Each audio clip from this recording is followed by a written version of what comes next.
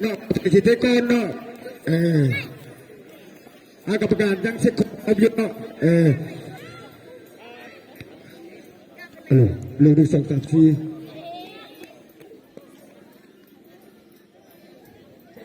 ทั้งคณะกรรมการเพื่อนยังเกี่ยวพร้อมอยู่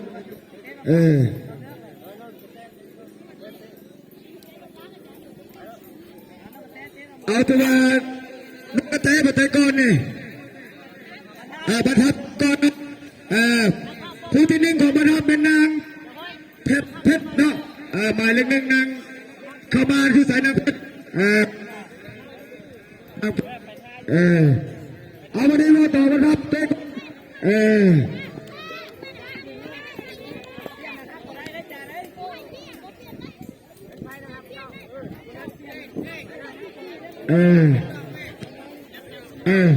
นาเพชร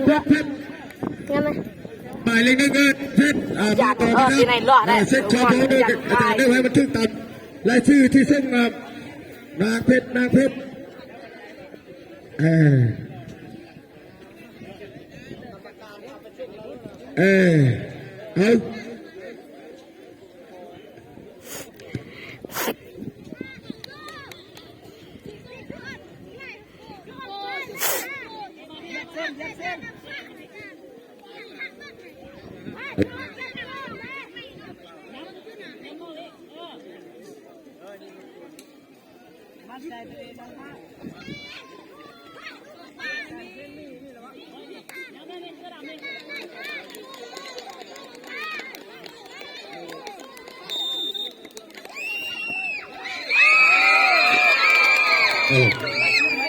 เอาถือว่าบรรทัดติดไปแล้วผู้ที่มิตร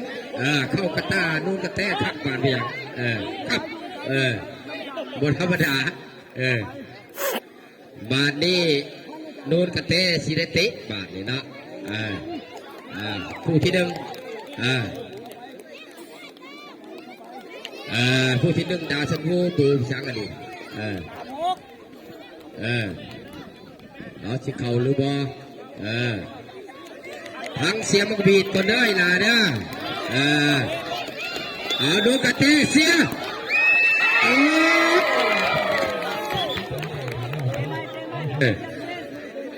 เอาแสดงว่ายังหวันได้มีประตูได้ไหม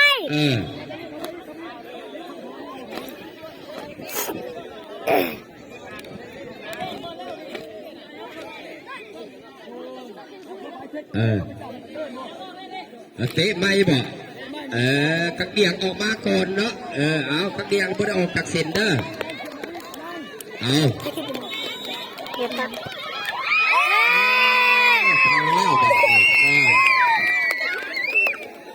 โดนกระแทกนำไปแล้ว1 ประตู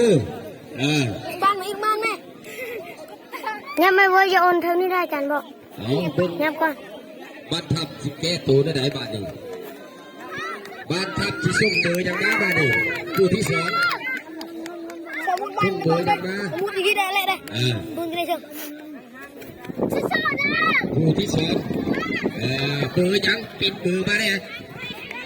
นี่เบอร์7เอาของแท้เลยนี่เบอร์อันตรายเบอร์7ธรรมดาเบอร์7ไม่กัน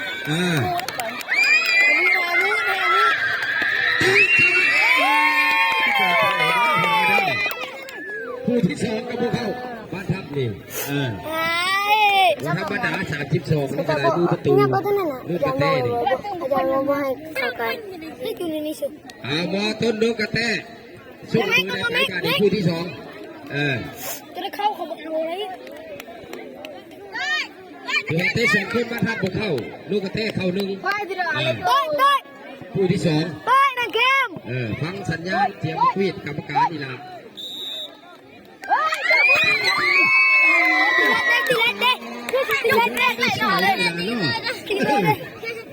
ดีจังตื่นเล็กโอยนั่นแหละเด็กนี่แล้วได้เนี่ยเลยโอ้ยเลยแสดงว่าผู้ที่2ผู้ที่3ทับบาทเดียวพ่อตาชินันเลยพ่อ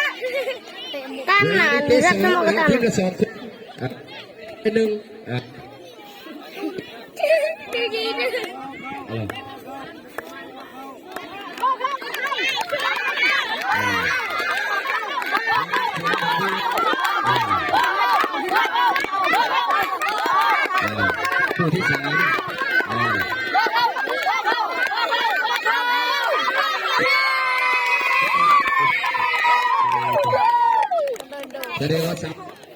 เข้าตะคุบได้วัดทับนะ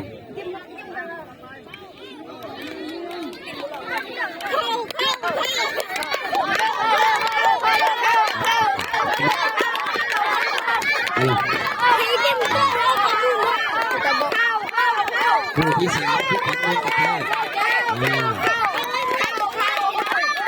ที่เอาลูกไปเที่ยว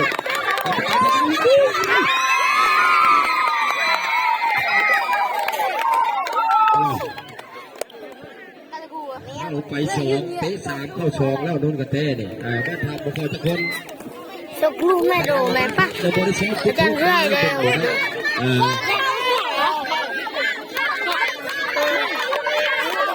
ผู้ที่สี่โอ้จบส่งสำเร็จมันสมอแล้วผู้ที่สี่